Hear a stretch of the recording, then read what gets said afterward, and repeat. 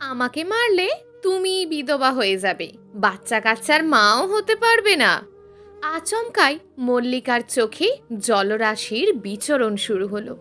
চোখের ভাসমান জলগুলো বেশ তোড়জোড়ে লেগে পড়েছে চোখ থেকে গড়িয়ে পড়ার জন্য। মল্লিকা কান্না জড়িত কণ্ঠে অন্তরের চোখের দিকে তাকিয়ে বলল, আমি মজা করেছি অন্তর, আপনার কিছু হয়ে গেলে আমি বাঁচব না। আপনাকে মারার কথা তো আমি ভাবতেই পারি না। অন্তর কিছুটা উদ্বিগ্ন হয়ে মল্লিকার হাত দুটো ছেড়ে মল্লিকার গাল দুটোতে হাত রেখে বলল, কাম ডাউন মল্লিকা, এত সিরিয়াস হচ্ছ কেন? আমরা দুজনই তো মজা করছি। অনেকগুলো বাবুর বাবা হতে হবে আমাকে। আমার অনেকগুলো ছোট্ট ছোট্ট নীলাঞ্জনা চাই, যাদের চোখ জোড়াও একদম আমার নীলাঞ্জনার মতোই হবে। মল্লিকা অন্তরকে জাপটে ধরে অন্তরের বুকে মাথা রেখে বলল, আমিও অনেকগুলো অন্তর চাই, যারা একদম আমার অন্তরের মতন ভালো মনের মানুষ হবে। মা হিসাবে তখন আমি খুব প্রাউড ফিল করব। অন্তর বাঁকা হেসে বলল, তাহলে চলো প্ল্যানিংয়ে লেগে পড়ি। অনেকগুলো নীলাঞ্জনা আর অন্তর লাগবে আমাদের। ফুটবল টিম হলে মন্দ হয় না। মল্লিকা চোখ দুটো বড় বড় করে বলল, পাগল হয়েছেন আপনি? ফুটবল টিম মানে 11 জন? আমাকে খুঁজে পাওয়া যাবে তো? অন্তর অট্টহাসি দিয়ে বলল, আমি দিলে তো তোমাকে খেপানোর জন্য বললাম। আমার তো জাস্ট দুটো নীলাঞ্জনা হলেই হবে। মল্লিকা লাজুক কণ্ঠে বলল, একটা নীলাঞ্জনা আর একটা অন্তর, মোট 2 জন, কেমন? চলবে। মল্লিকা কিছুটা মোচড়ামুচড়ি করে বলল, ছাড়ুন অন্তর, শাওয়ার নিতে হবে। আজ তো আমাদের রাতেই ফ্লাইটের বাড়ি ফিরতে হবে। অন্তর মল্লিকাকে ছেড়ে মৃদু হেসে বলল, শাওয়ার নিয়ে তাড়াতাড়ি রেডি হয়ে নাও, শপিংয়ে যাব। মল্লিকা খুশিতে খিলখিল করে হেসে বলল, সত্যি অন্তর, শপিংয়ে যাবেন? জি ডিয়ার, তোমার জন্য শাড়ি কিনবো, বাড়ির সবার জন্য কিছু গিফটস নিয়ে যাব। সবাই হয়তো আমাদের থেকে কিছু না কিছু এক্সপেক্ট করেই আছে। ঠিক বলেছেন অন্তর, সবার জন্য অনেক অনেক গিফটস নিয়ে যাব, সবাই খুব খুশি হবে। কথাগুলো বলেই মল্লিকা ওয়াশরুমে চলে গেল। অন্তর আবারও বিছানায় শুয়ে পড়ল। প্রায় আধ ঘন্টা পর মল্লিকা ওয়াশরুম থেকে বের হয়ে চুল ঝাড়তে ঝাড়তে রুমে ঢুকলো। অন্তর এতক্ষণে গভীর ঘুমে তলিয়ে গেছে। ঘুমন্ত অবস্থায় অন্তরকে দেখে মল্লিকা মুখটা বাঁকা করে বলল, সারা রাত আমাকে জ্বালিয়ে এখন খুব আরাম করে ঘুমানো হচ্ছে, আর আমি বেচারি অনিদ্রায় ভুগছি। ঘুমে আমারও চোখ জোড়া অবশ্যই আসছে, আমিও ঘুমাবো, তবে মিস্টার অন্তরের ঘুমটা হারাম করে এরপর ঘুমাবো। মল্লিকা মাথায় শয়তানি বুদ্ধি এঁটে বাঁকা হেসে পিছনের চুলগুলো সামনে এনে ধীর পায়ে হেঁটে বেডের ওপর বসে চুলের পানিগুলো অন্তরের চোখ বরাবর ছুঁড়তে লাগলো। অন্তর হুড়মুড়িয়ে ঘুম থেকে উঠে বসে পড়ল। মল্লিকা খিলখিল করে হেসেই যাচ্ছে। অন্তর রাগে গিজগিজ করে বলল, দাঁড়াও, দেখাচ্ছি মজা। কথাটা বলেই অন্তর মল্লিকাকে হ্যাঁচকা টান দিয়ে বিছানায় শুয়ে পড়ল। বাঁকা হেসে অন্তরও মল্লিকার ওপর উঠে গেল। মল্লিকা অন্তরের দিকে তাকিয়ে শুকনো ঢোক গিলছে আর বলছে, প্লিজ অন্তর, এবারের মতন ছেড়ে দিন আমায়। এমন দুষ্টুমি আর করব না, আপনাকে আর জ্বালাবো না। খুব ঘুম পেয়েছে আমার, কিছুক্ষণ ঘুমিয়ে এরপর আমরা শপিংয়ে যাব, কেমন? অন্তর ডেভিল স্মাইল দিয়ে বলল, কিছুক্ষণ রোম্যান্স করে ঘুমিয়ে এরপর আমরা শপিংয়ে যাব, কেমন? কথাগুলো বলে অন্তর মল্লিকার ঠোঁটজোড়া আঁকড়ে ধরল। মল্লিকা অন্তরের টর্চার সহ্য করছে আর মনে মনে নিজেকে বলছে। অন্তর খুব রুডলি কিস করছে মল্লিকার ঠোঁটে। মল্লিকা ছোটাছুটি করছে আর বিড়বিড় করে বলছে, ধ্যাত, কি যে দরকার ছিল নিজেই নিজের শনিটাকে ডেকে আনার। বদ ছেলেটাকে ঘুম থেকে জাগিয়ে মস্ত বড় ভুল করেছি, এখন আমার 12টা বাজাবে। শেষ পর্যন্ত মল্লিকা হার মেনে অন্তরের সাথে তাল মেলালো। অন্তর কিছুটা হাঁপিয়ে মল্লিকার ঠোঁট জোড়া ছেড়ে মল্লিকার বুকে মাথা রেখে ঘুমিয়ে পড়ল। মল্লিকাও চোখ বন্ধ করে ঘুমিয়ে পড়ল। দুজনেই গভীর ঘুমে তলিয়ে গেল। দুপুর 1টা। অন্তর ঘুম থেকে উঠে মল্লিকার কপালে চুমা খেয়ে সোজা ওয়াশরুমে চলে গেল। প্রায় 15 মিনিট পর অন্তর শাওয়ার নিয়ে রুমে ঢুকলো। মল্লিকা এখনো ঘুমাচ্ছে। অন্তর কাবার থেকে শার্ট প্যান্ট বের করে রেডি হচ্ছে আর চেঁচিয়ে মল্লিকাকে ডেকে বলছে, মল্লিকা উঠে পড়ো, লাঞ্চ করে শপিংয়ে যেতে হবে, সন্ধ্যার আগে শপিং থেকে ফিরতে হবে। মল্লিকা একটু নড়ে চড়ে আবারও ঘুমিয়ে পড়ল। আচমকায় অন্তরের ফোনটা ভাইব্রেট মোডে বেজে উঠল। ফোনটা মল্লিকার কানের নিচেই ছিল। ফোনের ফুসফুসে আওয়াজে মল্লিকা বাধ্য হয়ে ঘুম থেকে উঠে ফোনের স্ক্রিনে তাকিয়ে দেখল মিসেস অরুণিমার কল। মুহূর্তেই মল্লিকার চোখ থেকে ঘুম সরে গিয়ে খুশির ঝলক ফুটে উঠল। হিহি করে হেসে মল্লিকা কলটা পিক করে ফেলল। ওই পাশ থেকে মিসেস অরুণিমা অভিমানী স্বরে বলল, ছেলে আমার বউ পেয়ে মাকে একদম ভুলে গেছে, যাওয়ার পর থেকে একটা কলও করলো না। মল্লিকা হাসি চেপে বলল, আম্মু ঠিকই বলেছ, তোমার ছেলেটা খুব খারাপ, এই পর্যন্ত তোমাকে একটা কলও করলো না। আদৌ কি এসব মেনে নেওয়া যায়? মিসেস অরুণিমা জিভ কেটে বলল, মল্লিকা তুমি? আমি ভেবেছিলাম অন্তর। মাইন্ড করো না আমার কথায় প্লিজ। আমি একটুও মাইন্ড করিনি আম্মু, তুমি খামোখাই ভাবছো। আচ্ছা বাদ দাও এসব, আগে বলো তুমি কেমন আছো? ভালো আছি মা, তুমি কেমন আছো? খুব ভালো আছি আম্মু, আমরা আজ রাতের ফ্লাইটেই বাড়ি ফিরছি। ভীষণ খুশি হলাম, তাড়াতাড়ি চলে এসো মা, তোমাকে ছাড়া পুরো বাড়িটা ফাঁকা হয়ে আছে, একদম ভালো লাগছে না। আমারও এখানে ভালো লাগছে না আম্মু, তাই তো আজই চলে আসবো। এর মাঝি অন্তর মল্লিকার হাত থেকে ফোনটা ছো মেরে কেড়ে নিয়ে মিসেস অরুণিমাকে উদ্দেশ্য করে হেসে হেসে বলল, বৌমাকে পেয়ে ছেলেকে ভুলে গেলে? সেই কখন থেকে কেবল বৌমার সাথেই বকবক করছো? কই ছেলের কথা তো একবারও জিজ্ঞেস করলে না। কেন রে, তোর খুব হিংসে হচ্ছে? আমি কল করার আগে তো একবারও নিজে থেকে কল করিসনি, এখন আমি কল করাতে বৌমার সাথে খুব হিংসুটুমি দেখা হচ্ছে। সরি আম্মু, আসলে এত অপ্রীতিকর ঘটনার মধ্যে 2 দিন কভার করতে হয়েছে, তাই তোমাদের খোঁজ খবর নিতে পারিনি। প্লিজ ফরগিভ মি আম্মু।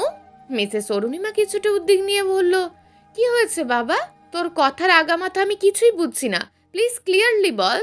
অন্তর কিছুটা থতমত খেয়ে বলল, আরে আম্মু কিছু না, আমি তো জাস্ট এমনি বলছিলাম। আসলে তোমার ছেলের বউ আতপাগলি তো, তাই সারাক্ষণ নানান অপ্রীতিকর ঘটনার মধ্যে নিজেকে ডুবিয়ে রাখতে হয়েছে। অন্তরের কথা শুনে মিসেস অরুণিমা হেসে কুটি কুটি।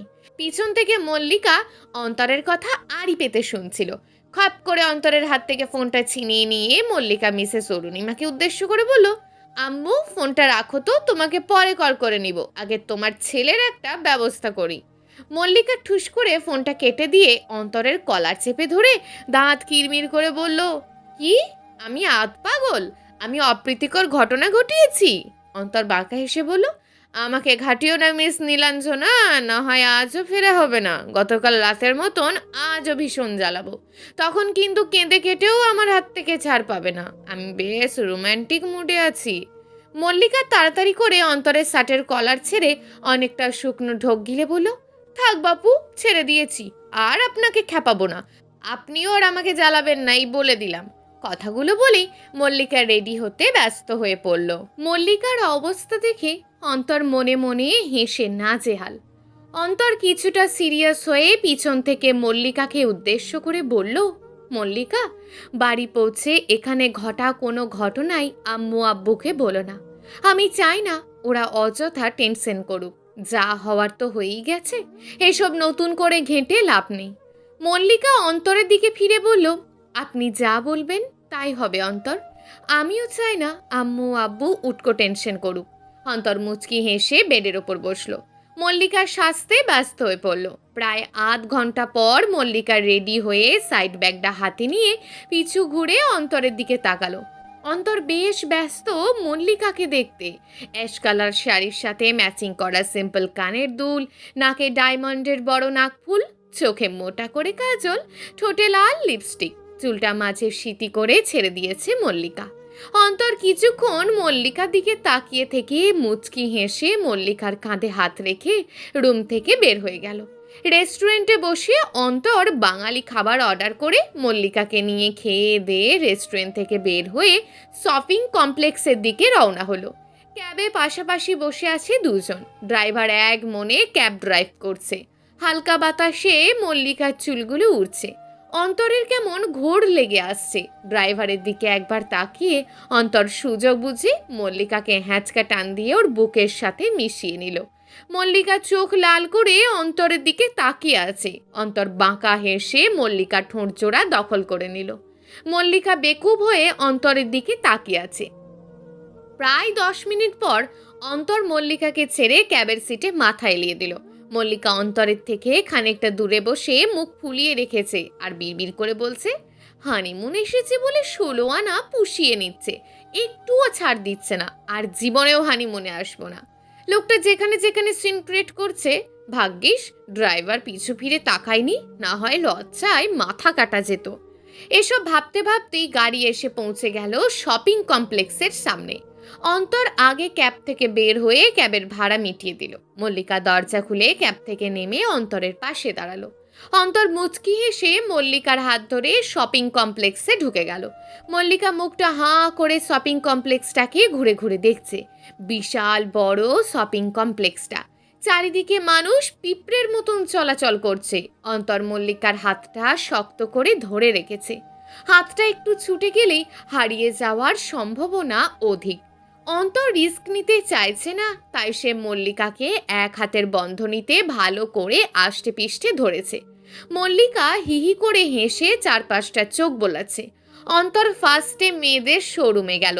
মল্লিকা শোরুমের মহিলা কর্মচারীদের নিউ কালেকশন শাড়িগুলো দেখাতে বলল। মেয়েগুলো মল্লিকাকে ডজন ডজন শাড়ি দেখাতে লাগলো। শাড়ির কালেকশন দেখে মল্লিকা পাগল হয়ে যাচ্ছে। কোনটা ছেড়ে কোনটা নেবে বুঝতে পারছে না। অন্তর মল্লিকার অবস্থা দেখে হাসছে।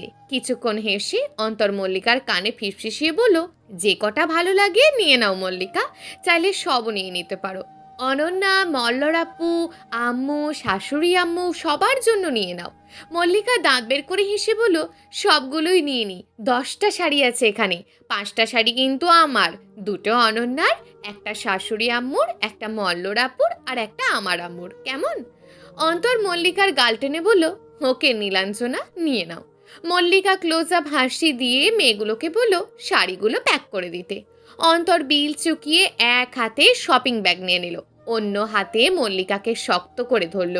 মল্লিকা এবার কসমেটিক্স শপে গেল। বিভিন্ন ধরনের অর্নামেন্টস, পায়েল, লিপস্টিক, কাজল দুটো দুটো করে কিনেছে মল্লিকা। এর থেকে অনন্যার 50 ভাগ। কসমেটিক্সের পালা শেষ করে অন্তর মল্লিকাকে জুতোর শপে ঢুকিয়ে দিল। সবার জন্য বিভিন্ন ডিজাইনের জুতো কিনেছে মল্লিকা। সবগুলো জুতোর ডিজাইনই খুব ইউনিক। এভাবে শপিং করতে করতে দুপুর গড়িয়ে বিকেল ঘনিয়ে এলো। মল্লিকার বেশ জোরে খিদে পেয়ে গেছে। শপিং শেষে অন্তর মল্লিকাকে নিয়ে রেস্টুরেন্টে বসলো। মল্লিকা বেশ খুশি মনের মতন শপিং করতে পেরে। অন্তরের বুকে মাথা রেখে বসে আছে মল্লিকা। অন্তর পিৎজা আর পাস্তার অর্ডার দিয়েছে, একটু পরই খাবার চলে আসবে। মল্লিকা অন্তরের বুকে আঁকিবুকি করছে আর আহ্লাদি কণ্ঠে বলছে, অন্তর, আজ আমি খুব খুশি। লজে ফিরেই আমরা বাড়ির উদ্দেশ্যে রওনা দেব। ইস, কতদিন পর সবাইকে দেখব, কতদিন সবাইকে দেখিনি। অন্তর মুখটা ফুলিয়ে বলল, আমার তো এ দেশ ছেড়ে যেতেই ইচ্ছে করছে না। বাড়ি পৌঁছে আবার অফিস জয়েন করতে হবে, তোমাকে ঠিক মতন কাছেই পাবো না, মনটা সারাক্ষণ তুমি তুমি করবে। ইস, আবার শুরু হয়ে গেছে না আপনার? আপনার মাথায় কি এইসব ছাড়া আর কিছুই আসে না? পাশে সুন্দরী বউ থাকলে এসব কথা ছাড়া আর কিছুই আসে না। অসভ্য লোক একটা। কথাটা বলেই মল্লিকা অন্তরকে ছেড়ে দিল। অন্তর হাহা করে হেসে দিল। এর মাঝেই ওয়েটার খাবার নিয়ে এলো। মল্লিকা আর অন্তর খাওয়া দাওয়ায় ব্যস্ত হয়ে পড়ল। প্রায় আধ ঘন্টা পর দুজন খেয়ে দিয়ে লজের উদ্দেশ্যে রওনা দিল। প্রায় আধ ঘন্টা পর দুজন লজে পৌঁছে কিছুটা ক্লান্ত হয়ে বিছানায় গা এলিয়ে দিল। ঘড়িতে সন্ধ্যা 7টা। ওদের ফ্লাইট রাত 10টা। 9টায় দুজন লজ থেকে বের হয়ে এয়ারপোর্টে চলে যাবে। মল্লিকা আর অন্তর পাশাপাশি শুয়ে দুজন দুজনের দিকে তাকিয়ে আছে। অন্তর মুচকি এসে মল্লিকাকে জড়িয়ে ধরে বলল, ভালোবাসি নীলাঞ্জনা। আমিও ভালোবাসি অন্তর। একটু রেস্ট নিয়ে নাও, কিছুক্ষণ পর রেডি হয়ে আমাদের বের হয়ে যেতে হবে। ওকে অন্তর। দুজনেই দুজনকে জড়িয়ে ধরে চোখ বুজে ফেলল। প্রায় আধ ঘন্টা পর দুজনই শোয়া থেকে উঠে লাগেজ গোছাতে ব্যস্ত হয়ে পড়ল। প্রায় আধ ঘন্টা ধরে দুজন লাগেজ গুছিয়েছে। অনেক শপিং করেছে ওরা, তাই দুটো লাগেজ নিয়ে যেতে হয়েছে। লাগেজ গোছানোর পর দুজনই রেডি হয়ে রাত 9টার মধ্যে লজ থেকে বের হয়ে গেল। লজের সম্পূর্ণ বিল মিটিয়ে দুজন একটা ক্যাব বুক করে এয়ারপোর্টের উদ্দেশ্যে রওনা দিল। প্রায় 45 মিনিট পর ওরা এয়ারপোর্ট পৌঁছে গেল। অ্যানাউন্সমেন্ট শুরু হয়ে গেছে প্লেন ছাড়ার। এয়ারপোর্টের লজে দৌড়ে এসে অন্তর আর মল্লিকা চেকিং শেষ করে প্লেনে উঠে পড়ল। দুজনই হাত ধরে প্লেনের সিটে বসে আছে। অন্তর সিট বেল্ট বেঁধে দিয়েছে মল্লিকার। মল্লিকা আর অন্তর হাসি মুখে দুজন দুজনের দিকে তাকিয়ে আছে। এর মাঝেই প্লেন ছেড়ে দিল। মল্লিকা খানিক ভয় পেয়ে অন্তরকে জাপটে ধরল। অন্তর বাঁকা হেসে মল্লিকাকে টাইট করে জড়িয়ে ধরল। প্লেন ছুটে চলল দেশের উদ্দেশ্যে। রাত 12টা। অনন্যা রেডি হচ্ছে অন্তর আর মল্লিকাকে এয়ারপোর্ট থেকে পিক করে আনতে। তন্ময় অনন্যাকে সাথে করে নিয়ে যাবে এয়ারপোর্ট। মিসেস অরুণিমা অনেক আগেই বলে দিয়েছেন উনি যেতে পারবেন না, রাত হয়েছে বলে ওনার ইচ্ছে নেই যাওয়ার। তন্ময় অনন্যার রুমে বসে এক দৃষ্টিতে অনন্যার দিকে তাকিয়ে আছে। তন্ময় দুদিন যাবৎ অনন্যাকে দারুণভাবে জ্বালাচ্ছে। অনন্যা জাস্ট বিরক্ত হয়ে যাচ্ছে। 1 মিনিটের জন্যেও তন্ময় অনন্যাকে একা ছাড়ছে না। অনন্যা আয়নার দিকে তাকিয়ে তন্ময়কে দেখছে আর বিড়বিড় করে বলছে, ইস, এই ছেলেটা আমাকে জ্বালিয়ে মারছে, একটু একা থাকতে দিচ্ছে না। ওর সাথে আমার বিয়ে ঠিক হয়েছে বলে কি আমার সাথে এভাবে সুপার গ্লুর মতন চিপকে থাকবে নাকি? আজই এর একটা দফা রফা করতে হবে। কথাগুলো বলেই অনন্যা তেড়ে এলো তন্ময়ের কাছে। তন্ময় অনন্যাকে দেখে আরও আরাম করে বেডের ওপর বসলো। অনন্যা কোমরে হাত দিয়ে দাঁত গিজগিজ করে বলল, এই, আপনার কি খেদে কোনো কাজ নেই? সারাক্ষণ নির্লজ্জের মতন আমাদের বাড়িতে পড়ে আছেন। এমন একটা যুবতী মেয়ের দিকে ড্যাব ড্যাব করে তাকিয়ে থাকেন।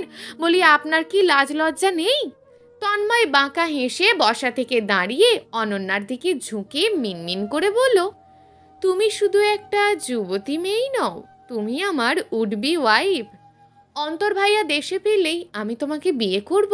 তাই আগে থেকেই বউকে ভালো করে দেখে নিচ্ছি, বউয়ের খেয়াল রাখছি, বউয়ের ভালো লাগা মন্দ লাগা বুঝে নিচ্ছি। তোমার তো খুশি হওয়ার কথা মিস অনন্যা, কিন্তু না, তুমি তো উল্টে রেগে যাচ্ছ। অনন্যা রাগে ফুসফুস করে তন্ময় থেকে মুখ ফিরিয়ে যেই না পিছু ঘুরতে যাবে, অমনি তন্ময় অনন্যার হাত ধরে অনন্যাকে হ্যাঁচকা টান দিয়ে ওর বুকের সাথে মিশিয়ে নিল। অনন্যা বেকুব হয়ে তন্ময়ের দিকে তাকিয়ে আছে। তন্ময় ডেভিল স্মাইল দিয়ে অনন্যার ঠোঁটের দিকে তাকিয়ে বলল, এত রাগ কেন? রাগে একদম লাল টমেটোর মতন হয়ে গেছো। আমার কিন্তু খেয়ে ফেলতে ইচ্ছে করছে। অনন্যার চোখ বড় বড় করে তন্ময়ের দিকে তাকিয়ে আছে। তন্ময়ের কেমন ঘোর লেগে আসছে। সে হাজার চেষ্টা করেও নিজেকে দমিয়ে রাখতে পারেনি। আচমকায় অনন্যার ঠোঁট জোড়া আঁকড়ে ধরল। অনন্যা কোনো রিয়াকশনই করছে না, চোখ মেলে তন্ময়ের দিকে তাকিয়ে আছে। অনন্যা বুঝে গেছে এখন হাজার চেষ্টা করলেও সে তন্ময়ের থেকে নিজেকে ছাড়াতে পারবে না, তাই সে চুপ হয়ে গেছে। অনন্যা এই দুদিনে এটাও বেশ বুঝে গেছে তন্ময়ই অনন্যার জন্য বেস্ট লাইফ পার্টনার, যাকে ওর ফ্যামিলি ঠিক করেছে। প্রায় 15 মিনিট পর তন্ময় অনন্যার ঠোঁট ছেড়ে কিছুটা হাঁপিয়ে অনন্যাকে জাপটে ধরে অনন্যার কানে ফিসফিসিয়ে বলল, আই লাভ ইউ অনন্যা। সেই 3 বছর আগে থেকে আমি তোমাকে নিজের মতন করে মনে মনে ভালোবেসে এসেছি। কখনো তোমার কাছে প্রকাশ করার সাহস জুগিয়ে উঠতে পারিনি। কেবল মনে হতো প্রেম করে আমার একদম পোষাবে না, একেবারে বিয়ে করে তোমাকে ঘরে তুলে কাছ থেকে তোমাকে ভালোবাসবো।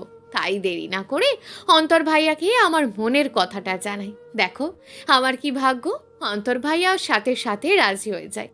অ্যাকচুয়ালি ওপরওয়ালা আমাদের জড়িটা আগে থেকেই ঠিক করে রেখেছে, তাই কোনো বাধা বিপত্তি ছাড়াই আমরা কিছুদিন পর এক হতে চলেছি। আই হোপ তোমারও এই বিয়েতে কোনো আপত্তি নেই। অনন্যা খুব মনোযোগ দিয়ে তন্ময়ের কথা শুনছিল। তন্ময়কে ভালো লাগতে শুরু করেছে অনন্যার। অনন্যাও তন্ময়কে টাইট করে জড়িয়ে ধরে মিনমিন করে বলল, আমাকে তাড়াতাড়ি বিয়ে করে নিন তন্ময়। আমি সব সময় আপনাকে এভাবে জড়িয়ে ধরে থাকতে চাই, সারা জীবন আপনার কাছাকাছি থাকতে চাই। তন্ময় খুশিতে অনন্যাকে কোলে তুলে গোল গোল করে ঘুরতে লাগলো। অনন্যা ঘুরছে আর খিলখিল করে হাসছে। এভাবেই কেটে গেল প্রায় 1 ঘন্টা। ভোর রাতে তন্ময় আর অনন্যা এয়ারপোর্টের উদ্দেশ্যে রওনা দেবে, তাই এখন ওরা দুজনেই বিছানায় গা এলিয়ে দিয়েছে। ওইদিকে মল্লিকা অন্তরকে আঁকড়ে ধরে ঘুমিয়ে পড়েছে। অন্তর শুধু মল্লিকাকে দেখে দেখেই রাত কাটিয়ে দিচ্ছে। ঘুম ওর চোখে ধরাই দিচ্ছে না। মল্লিকা অলরেডি ঘুমিয়ে কাত হয়ে গেছে। এভাবেই কেটে গেল আরও 4 ঘন্টা। ঘড়িতে ভোর রাত 3টে। প্লেন এসে এয়ারপোর্টে পৌঁছে গেছে। অন্তর আর মল্লিকা প্লেন থেকে নেমে এয়ারপোর্টের লজে দাঁড়িয়ে আছে। অনন্যার তন্ময় এয়ারপোর্ট পৌঁছে গাড়ি থেকে নেমে দৌড়ে এয়ারপোর্টের লজে চলে গেল।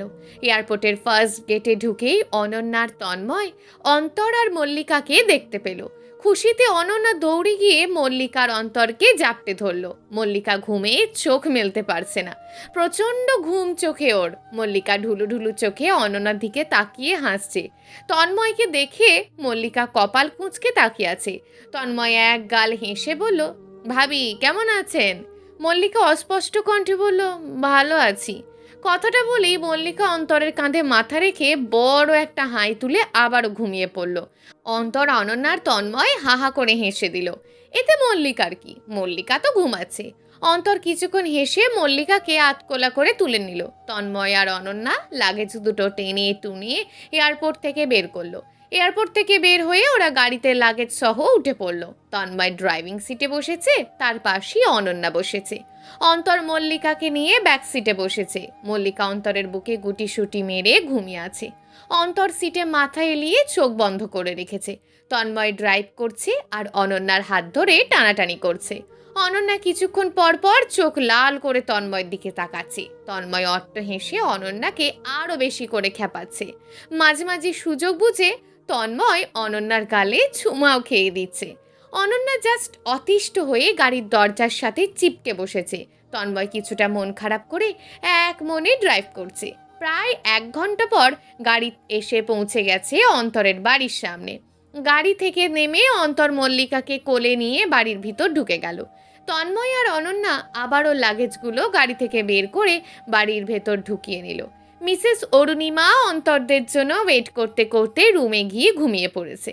অন্তর মল্লিকাকে কোলে নিয়ে সিঁড়ি বেয়ে ওপরে উঠতে নিলেই তন্ময় পিছন থেকে অন্তরকে উদ্দেশ্য করে বলল, ভাইয়া আমি বাড়ি যাচ্ছি, কাল আম্মু আব্বুকে নিয়ে আসবো। অন্তর পিছনে ফিরে মুচকি হেসে বলল, ওকে তন্ময়, কাল কিন্তু সন্ধ্যার আগেই চলে আসবে। ওকে ভাইয়া, আসছি। কথাটা বলেই তন্ময় শেষবারের মতন পাশাপাশি দাঁড়িয়ে থাকা অনন্যার দিকে তাকিয়ে বাড়ি থেকে বের হয়ে গেল। অনন্যা মলিন হেসে তন্ময়ের যাওয়ার পথের দিকে তাকিয়ে আছে। অন্তর অনন্যাকে উদ্দেশ্য করে বলল, অনন্যা রুমে যা, ঘুমিয়ে পড়। আমিও রুমে যাচ্ছি মল্লিকাকে নিয়ে, সকালে কথা হবে। অনন্যা মাথা নাড়িয়ে হ্যাঁ বুঝিয়ে সদর দরজাটা ভালোভাবে লাগিয়ে দিয়ে নিজের রুমে ঢুকে গেল। অন্তর মল্লিকাকে নিয়ে ওপরে উঠে বেডে গিয়ে ধপাস করে শুয়ে পড়ল। মল্লিকা খানিক নড়ে চড়ে অন্তরকে জাপটে ধরে আবারও গভীর ঘুমে তলিয়ে গেল। অন্তর মল্লিকার কপালে চুমু খেয়ে সে নিজেও ঘুমিয়ে পড়ল। ঘড়িতে সকাল 11টা। অন্তর আর মল্লিকা এখনো কাত হয়ে ঘুমাচ্ছে। মিসেস অরুণিমা দরজা ধাক্কাতে ধাক্কাতে ক্লান্ত হয়ে যাচ্ছে, কিন্তু ওদের কারোরই ঘুমের রেশ কাটছে না। মিসেস অরুণিমা হাল ছেড়ে নিচে ফিরে গেল। অনন্যারও একই অবস্থা, সেও নাক টেনে ঘুমাচ্ছে। তন্ময় অনেকক্ষণ ধরে কল করেও অনন্যাকে ফোনে পাচ্ছে না। তন্ময় অফিসে বসে বসে বোর হচ্ছে। ইদানিং অনন্যাকে ছাড়া ওর কিছুই ভালো লাগে না। দুপুর 12টা। মল্লিকার ঘুমের রেশ এতক্ষণে কেটেছে। পিট পিট করে চোখ খুলে মল্লিকা অন্তরকে ওর বুকে দেখতে পেল। অন্তর গভীর ঘুমে মগ্ন। মল্লিকা মুচকি হেসে অন্তরের চুলে বিলি কেটে দিচ্ছে। অন্তর আরাম পেয়ে মল্লিকাকে আরো জোরে টাইট করে ধরে ঘুমের গভীরতা আরো বাড়িয়ে দিচ্ছে। শুয়ে থাকতে থাকতে মল্লিকার পিঠ ধরে এসেছে, তাই সে এবার কপাল কুঁচকে অন্তরকে খোঁচানো শুরু করলো। ক্ষণে ক্ষণে মল্লিকা অন্তরের হাতে চিমটি কাটছে। অন্তর একটু নড়ে চড়ে আবার ঘুমিয়ে পড়ছে। মল্লিকার খোঁচাখুচির জ্বালায় এক পর্যায়ে অন্তর বিরক্ত হয়ে চোখ মেলে তাকালো। মল্লিকা দাঁত বের করে হাসছে। অন্তর ঢুলু ঢুলু চোখে মল্লিকার দিকে তাকিয়ে বলল, আমাকে খোঁচাতে খুব ভালো লাগে তাই না? আমার ওপর থেকে উঠুন, তাহলেই আর খোঁচাবো না। উঠবো না, দেখি কতক্ষণ আমাকে খোঁচাতে পারো। অন্তর প্লিজ উঠুন, আমার অস্বস্তি লাগছে শুয়ে থাকতে, পিঠ কোমর ধরে গেছে। তাহলে এবার আমার ওপরে শো। কথাটা বলেই অন্তর মল্লিকাকে উল্টে নিজের নিচে শুয়ে পড়লো আর মল্লিকাকে ওর গায়ের ওপর উঠিয়ে নিল। অন্তর নিচে আর মল্লিকা ওপরে। মল্লিকা চোখ লাল করে অন্তরের দিকে তাকিয়ে বলল, আপনি ভারী অসভ্য ছেলে, বুঝেছেন? আমি বলছি আমাকে ছাড়তে, আমাকে আর আপনার উপর ওঠাতে নয়। সরি নীলাঞ্জনা, আজ আমি তোমাকে ছাড়তে পারবো না। দুজনেই খুব ঘুমাবো আর রোম্যান্স করব। শুনুন, এটা আপনার হানিমুনের লজ না, এটা আমার শ্বশুর বাড়ি। শ্বশুর বাড়িতে মেয়েদের অনেক কাজ থাকে, পুরো বাড়ি তাকে সামলাতে হয়। তাছাড়া রোম্যান্স করা ঘুমানোর একটা নির্দিষ্ট টাইম থাকে, এই টাইমটা এখন কাজের আওতায় পড়ে, রোম্যান্স বা ঘুমানোর আওতায় পড়ে না। তাছাড়া আম্মুর সাথে এখনো দেখা হয়নি, মনটা কেমন উসকুস করছে, প্লিজ ছাড়ুন আমায়। আচ্ছা যাও, ছেড়ে দেবো, আগে একটু রোম্যান্স করে নি। প্রায় ঘন্টাখানেক পর মল্লিকা অন্তরকে ছেড়ে সোজা ওয়াশরুমে চলে গেল। অন্তর শোয়া থেকে উঠে ল্যাপটপ নিয়ে খাটের ওপর বসে গেল। প্রায় আধ ঘন্টা পর মল্লিকা শাওয়ার নিয়ে ওয়াশরুম থেকে বের হয়ে চুল ঝাড়তে ঝাড়তে চোখ লাল করে অন্তরের দিকে তাকিয়ে অন্তরের ল্যাপটপটা বন্ধ করে বেশ কড়া কণ্ঠে বলল, ওয়াশরুমে যান, শাওয়ার নিয়ে তাড়াতাড়ি নিচে আসুন, আমি নিচে যাচ্ছি। ওকে যাচ্ছি, এত রাগ দেখানোর কি আছে? অন্তর বসা থেকে উঠে কভার থেকে টি শার্ট আর ট্রাউজার বের করে ওয়াশরুমে চলে গেল। মল্লিকা চুলটা হেয়ার ড্রায়ার দিয়ে শুকিয়ে আয়নায় নিজেকে খুঁটিয়ে খুঁটিয়ে দেখছে। মল্লিকার ডান গালে একটা বাইটের দাগ পড়ে আছে। তাড়াতাড়ি মল্লিকা মেকআপ বের করে জায়গাটাতে খুব ভারী মেকআপ করে বাইরের দাগটা আড়াল করে নিল। এরপর চুলটা আঁচড়ে মল্লিকা রুম থেকে বের হয়ে গেল। ড্রয়িং রুমে সোফায় বসে অনন্যা টিভি দেখছে আর কফি খাচ্ছে। মিসেস অরুণিমা কিচেন রুমে। মল্লিকা মৃদু হেসে অনন্যার পাশে বসে বেশ উত্তেজিত কণ্ঠে অনন্যাকে উদ্দেশ্য করে বলল, জানো অনন্যা, আমি আর অন্তর না তোমাদের জন্য অনেক গিফটস এনেছি। আচ্ছা অনন্যা, লাগেজটা কোথায়? অনন্যা কফি খাওয়া বাদ দিয়ে সোফা থেকে উঠে খিলখিল হেসে সমানে লাফাচ্ছে আর বলছে, সত্যি ভাবি তুমি অনেক গিফটস এনেছো? হ্যাঁ অনন্যা, অনেক। অনন্যা দেরি না করে সদর দরজার কাছে গুছিয়ে রাখা লাগেজ দুটো টেনে টুনে সোফার কাছে এনে হাজির করলো। মল্লিকা আর অনন্যা লাগেজ দুটো খুলতে ব্যস্ত হয়ে পড়ল। ড্রয়িং রুমের হাঁক ডাক শুনে মিসেস অরুণিমা কিচেন থেকে রুমে দৌড়ে এসে ড্রয়িং রুমে এলো। মল্লিকা আর অনন্যা জীবন দিয়ে লাগেজের চেন টানছে, কিন্তু কিচ্ছু লাভ হচ্ছে না। লাগেজের চেন দুটো খুবই শক্ত। মিসেস অরুণিমা এসে মল্লিকা আর অনন্যার মুখোমুখি দাঁড়ালো। মল্লিকা চেন ছেড়ে দিয়ে মুচকি হেসে মিসেস অরুণিমাকে জড়িয়ে ধরে বলল, ইস, কতদিন পর তোমাকে দেখলাম, খুব শান্তি লাগছে আম্মু। মিসেস অরুণিমা এক গাল হেসে বলল, আমারও খুব শান্তি লাগছে মা, কতদিন পর আমার মেয়েটাকে দেখলাম, এবার আমার বাড়িটা আবার হাসি খুশিতে ভরে উঠবে। এর মাঝেই অন্তর ভেজা চুল নিয়ে নিচে নেমেলো। অনন্যা দৌড়ে গিয়ে অন্তরের হাত টেনে বেশ আহ্লাদি স্বরে বলল, ভাইয়া লাগেজ দুটো খুলে দে না, আমি আর ভাবি সেই কখন থেকে চেষ্টা করছি, কিন্তু খুলতেই পারছি না। অন্তর হাহা করে হেসে লাগেজের সামনে হাঁটু গেড়ে বসে বলল, ভাবি আর ননদ দুটোই দুর্বল, হালকা বাতাসই উড়ে যাবে, ওরা নাকি আবার লাগেজের চেন খুলবে। মল্লিকার অনন্যার আগে ফুসফুস করছে, তবে কিছু বলছে না। অন্তরকে ঘাঁটালে সে এখন লাগেজটা খুলে দেবে না, এতে মল্লিকা আর অনন্যা দুজনেরই লস হবে। অন্তর জোরে একটা টান দিয়ে লাগেজের চেনটা খুলে দিল। দুটো লাগেজের চেন সে এক টানেই খুলে ফেলেছে। অনন্যা সো এক্সাইটেড হয়ে লাগেজের ওপর হামলে পড়ল। অন্তর এতক্ষণে ফ্লোরে চিত হয়ে পড়ে চোখ লাল করে অনন্যার দিকে তাকিয়ে আছে। মল্লিকা আর মিসেস অরুণিমা হাহা করে হেসে সোফায় বসে লুটোপুটি খাচ্ছে। অনন্যা ধাক্কা দিয়ে অন্তরকে ফ্লোরে ফেলে দিয়েছে, যার কারণে অন্তর ফ্লোরে চিত হয়ে পড়ে আছে। মল্লিকা হাসছে আর অন্তরকে উদ্দেশ্য করে বলছে, একটু আগে কি যেন বলছিলেন, আমরা দুর্বল, হালকা বাতাসে আমরা উড়ে যাব? এখন তো দেখছি আপনিই দুর্বল, একটা মেয়ের হালকা ধাক্কায় চিত হয়ে ফ্লোরে পড়েছেন। মল্লিকার হাসি দেখে যেন অন্তরের গা জ্বলে যাচ্ছে। অন্তর চোয়াল শক্ত করে মল্লিকার দিকে তাকিয়ে বলল, আমার খিল্লি উড়ানো হচ্ছে তাই না? কোথায় এসে আমাকে হেল্প করবে, তা না করে পাগলি মহিলাদের মতন হেসেই যাচ্ছে। মল্লিকার শাড়ির আঁচল দিয়ে হাসি চেপে সোফা থেকে উঠে অন্তরের পাশে দাঁড়িয়ে ডান হাতটা অন্তরের দিকে বাড়িয়ে দিল। অন্তর ওই দুই হাত বাড়িয়ে যেই না মল্লিকার হাত ধরতে যাবে, অমনি মল্লিকা খিলখিল হেসে ওর হাতটা সরিয়ে নিল। অন্তর আবারও চিত হয়ে নিচে পড়ে গেল। অন্তর বেশ ক্ষেপে ফটাফট শোয়া থেকে উঠে যেই না মল্লিকাকে খপ করে ধরতে যাবে, অমনি মল্লিকা দিল এক দৌড়। অন্তর চোখ লাল করে মল্লিকার পিছনে দৌড়াচ্ছে আর বলছে, আমাকে দুর্বল বলা তাই না? আমাকে নিয়ে মজা করা? জাস্ট ধরে নি তোমায়, সব শোধ একসাথে নেব। মল্লিকা পুরো ড্রয়িং রুমে দৌড়াচ্ছে আর চেঁচিয়ে বলছে, আগে তো আমাকে ধরে দেখান, এরপর না হয় শোধ নেবেন। দুজনেই গোল গোল হয়ে পুরো ড্রয়িং রুম ঘুরছে। মিসেস অরুণিমা সোফায় বসে হাসছে। অনন্যা শাড়ি আর অর্নামেন্টস দেখতে ব্যস্ত। খুশিতে অনন্যা পাগল হয়ে যাচ্ছে। প্রায় 10 মিনিট পর মল্লিকা কিছুটা হাঁপিয়ে আচমকাই দৌড় বন্ধ করে দাঁড়িয়ে পড়ল। অন্তর বাঁকা হেসে খপ করে মল্লিকার হাত চেপে ধরল। মল্লিকা অসহায় দৃষ্টিতে অন্তরের দিকে তাকিয়ে বলল, আমার খুব খিদে পেয়েছে অন্তর, এইবারের মতন আমায় ছেড়ে দিন, আর কখনো আপনার সাথে মজা করব না। অন্তর মল্লিকার ভোলাভালা ফেস দেখে গলে গেল। মল্লিকার হাতটা ছেড়ে দিয়ে অন্তর মল্লিকাকে ডাইনিং টেবিলে বসিয়ে দিল। মিসেস অরুণিমা কিচেনে গিয়ে খাবার বেড়ে ডাইনিং টেবিল সাজিয়ে দিল। অনন্যা এখনো শাড়ি আর কসমেটিক্স নিয়ে পড়ে আছে। অন্তর রেগে গিয়ে অনন্যার হাত ধরে টেনে এনে অনন্যাকে ডাইনিং টেবিলে বসিয়ে দিল। পাশে অন্তরও বসে পড়ল। মিসেস অরুণিমা হাসি মুখে সবাইকে খাবার সার্ভ করে দিচ্ছে। অনন্যা গপাগপ খাচ্ছে আর মল্লিকাকে উদ্দেশ্য করে বলছে, ভাবি, আমার না একটা শাড়ি খুব পছন্দ হয়েছে, পিঙ্ক কালার শাড়িটা। মল্লিকা ভাতের লোকমা মুখে পড়ছে আর বলছে, তোমার জন্য একটা নয় অনন্যা, দুটো শাড়ি এনেছি, তোমার যেটা ভালো লাগে তুমি সেটাই নিও। অনন্যা তো পারছে না, খুশিতে যেন শূন্যে ভাসছে। অনন্যার অবস্থা দেখে অন্তর আর মিসেস অরুণিমা হাহা করে হাসছে। প্রায় 30 মিনিট পর খাওয়া দাওয়ার পর্ব চুকিয়ে অনন্যার মল্লিকা লাগেজ থেকে সব শপিং বের করে নিজেদের মধ্যে ভাগাভাগি করে নিচ্ছে। মিসেস অরুণিমা ওদের পাশে বসেই ভাগ বাঁটোয়ারা দেখছে। অন্তর রুমে ঢুকে ল্যাপটপ নিয়ে অফিসের কাজ করছে। বিকেল 5টা। তন্ময় ওর পরিবার নিয়ে অনন্যার বাড়ি এসে হাজির হয়ে গেল। অনন্যা, মল্লিকার মিসেস অরুণিমার ড্রয়িং রুমে বসে আড্ডা দিচ্ছিল। এর মাঝেই তন্ময়রা এসে হাজির হয়ে গেল।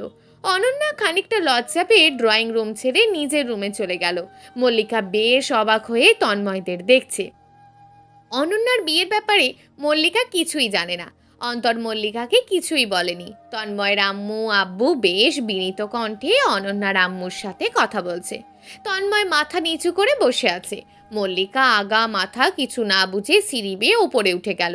অন্তর ল্যাপটপে কাজ করছে। মল্লিকা রুমে ঢুকেই অন্তরের কাছ থেকে ল্যাপটপটা ছিনিয়ে নিয়ে বেশ তেজি কণ্ঠে বলল, নিচে এসব কি হচ্ছে?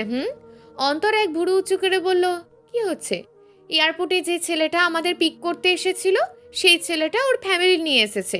অন্তর তাড়াতাড়ি বসা থেকে উঠে জুতো জোড়া পায়ে পড়ছে আর এক নিঃশ্বাসে বলছে, ও সিট, তন্ময় এসে গেছে, আগে বললে না কেন? মল্লিকা খুব অবাক হয়ে বলল, আগে বললে কি হতো? আগেই নিচে চলে যেতাম, ওনাদের সাথে কথা বলতাম। উফ অন্তর, আমাকে ক্লিয়ারলি বলুন তো, ওরা কেন এসেছে? অনন্যার বিয়ের ডেট ফিক্সড করতে। তন্ময়ের সাথে অনন্যার বিয়ে? আজই ডেট ফিক্সড করব। তো কতদিন ধরে এসব বিয়ের আলাপ চলছে? অনেক আগে থেকেই। আমাকে একবারও জানানোর প্রয়োজন মনে করেননি, তাই না? অন্তর শুকনো ঢোক গিলে মল্লিকার হাতে চুমো খেয়ে বলল, একদম ভুলে গেছি মল্লিকা, টেনশনে মাথা থেকেই বের হয়ে গিয়েছিল। মল্লিকা এক ঝটকায় হাতটা সরিয়ে বেশ অভিমানী স্বরে বলল, থাক, এখন আর সাফাই গাইতে হবে না, আমার বোঝা হয়ে গেছে, যান যান, নিচে যান, সবাই আপনার জন্য ওয়েট করছে। অন্তর বাঁকা হেসে মল্লিকাকে পিছন থেকে জাপটে ধরে মল্লিকাকে বলল, ইস, রাগ করলে আমার নীলাঞ্জনাকে খুব খুব কিউট লাগে, তখন ইচ্ছে করে সারা জীবন ঠিক এভাবেই রাগাই। মল্লিকা অন্তরের থেকে নিজেকে ছাড়িয়ে মুখটা বাঁকা করে রুম থেকে বেরোয় সোজা নিচে চলে গেল। অন্তর হিহি করে হেসে রুম থেকে বের হয়ে ড্রয়িং রুমে চলে গেল। মিসেস অরুণিমা মল্লিকার সাথে তন্ময়ের আম্মু আব্বুর পরিচয় করিয়ে দিচ্ছে। ওনারা মল্লিকার প্রশংসা করতে করতে মুখে ফেনা বের করে ফেলছে। মিসেস অরুণিমা মল্লিকাকে ইশারা করে বললেন নাস্তা রেডি করার জন্য। মল্লিকা জলদি কিচেন রুমে চলে গেল। অন্তর তন্ময়ের আম্মু আব্বুর সাথে অনন্যার বিয়ে নিয়ে কথা বলছে। সরফরাজ চৌধুরীকে ছাড়া অন্তর বিয়ের ডেট ফিক্সড করতে চাইছে না। অনন্যা রুমে বসে আগে থেকেই মল্লিকার দেওয়া পিঙ্ক কালার শাড়িটা বের করে রেখেছে। এবার শুধু ফ্রেশ হয়ে এসে নিজের মনের মতন করে সাজবে। মল্লিকা প্লেটে বিভিন্ন ধরনের মিষ্টি সাজাচ্ছে, সাথে ফল, ফ্রুটস, কেক, বিস্কিট। এর মাঝেই সরফরাজ চৌধুরী চলে এলো। হাসি মুখে উনি তন্ময়ের আম্মু আব্বুর সাথে খোঁজ গল্পে মেতে উঠল। অন্তর বসা থেকে উঠে কিচেনে চলে গেল মল্লিকাকে দেখতে। মল্লিকা কোমরে কাপড় গুঁজে চুলায় চা বসিয়েছে।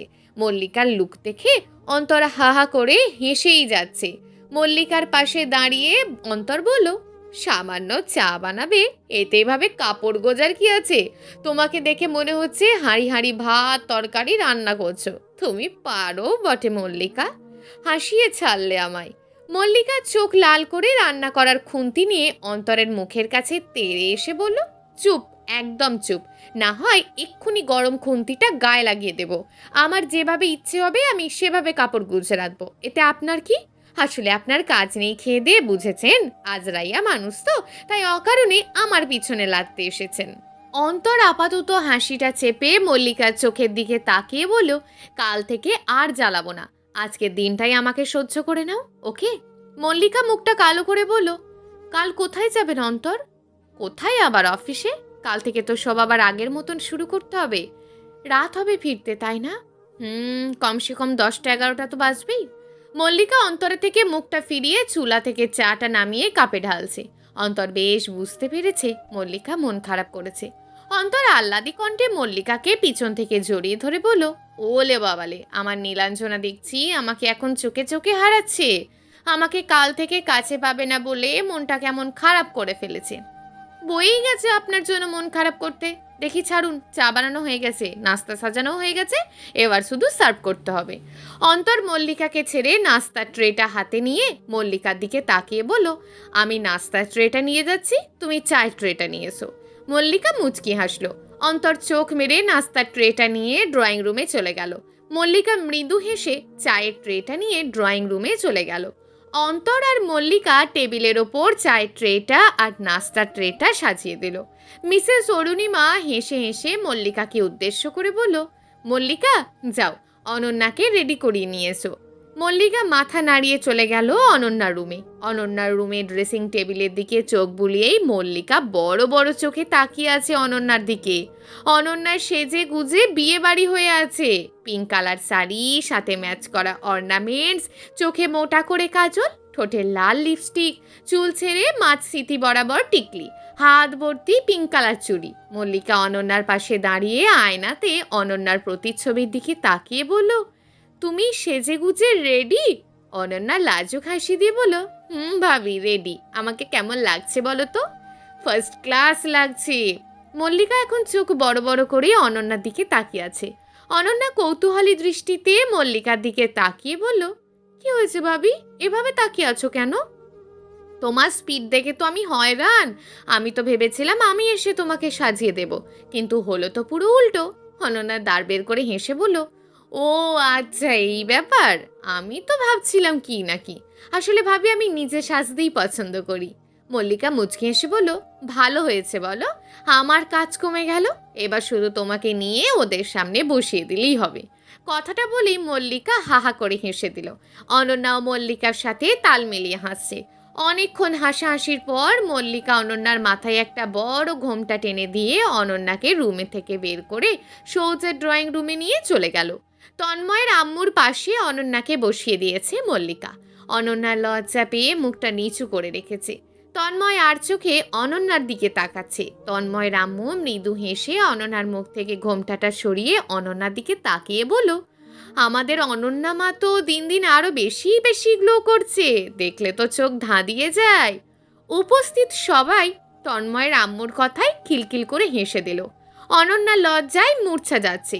তন্ময় কেবল আর চোখে অনন্যার দিকে তাকাচ্ছে। মল্লিকা হেসে সবাইকে উদ্দেশ্য করে বলল, সবাই নাস্তা করে নিন আগে, এরপর মেয়ের সাথে কথা বলবেন, দেন বিয়ের ডেট ফিক্সড করবেন। মল্লিকার কথায় অন্তর সায় জানিয়ে বসা থেকে সবার দিকে চায়ের কাপ এগিয়ে দিচ্ছে আর বলছে, প্লিজ খেয়ে নিন, এরপর কথাবার্তা হবে। সবাই অন্তরের হাত থেকে চায়ের কাপ নিয়ে খাওয়া শুরু করলো। মল্লিকা সবার মুখে মিষ্টি পুড়ে দিল। অন্তরের মুখে মিষ্টি দিতে নিলেই অন্তর মল্লিকার আঙুলে কামড় বসিয়ে দেয়। মল্লিকা ব্যথা পেয়েও চেপে যায়। সবার সামনে তো আর চিৎকার করা যাবে না। অন্তর মুখ টিপে হাসছে। মল্লিকা কাঁদো কাঁদো ফেসটা দেখে অন্তর বেশ মজা পাচ্ছে।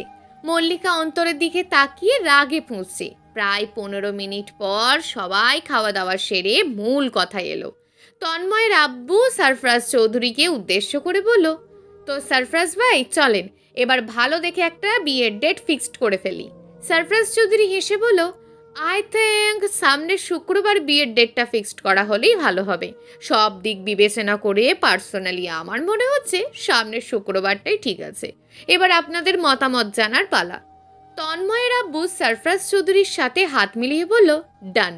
সামনের শুক্রবারই তাহলে তন্ময় আর অনন্যার বিয়েটা হচ্ছে।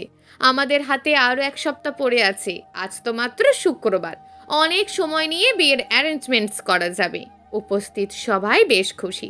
খুশিতে আবারও সবাই মিষ্টিমুখ করছে। অনন্যা আর তন্ময় দুজন দুজনের দিকে এক দৃষ্টিতে তাকিয়ে আছে। তন্ময় ঠোঁটে বাঁকা হাসি, আর অনন্যার ঠোঁটে লজ্জা মিশ্রিত হাসি। অন্তরার মল্লিকা উডবি বর আর বউয়ের দিকে তাকিয়ে মুচকি হাসছে। প্রায় 1 ঘন্টা যাবৎ আড্ডা দিয়ে তন্ময় অনন্যার হাতে একটা ডায়মন্ড রিং পরিয়ে সবার থেকে বিদায় নিয়ে চলে গেল। তন্ময়রা যাওয়ার পরপরই মল্লিকা অনন্যার খিল্লি উড়ানো শুরু করেছে, সাথে অন্তরও আছে।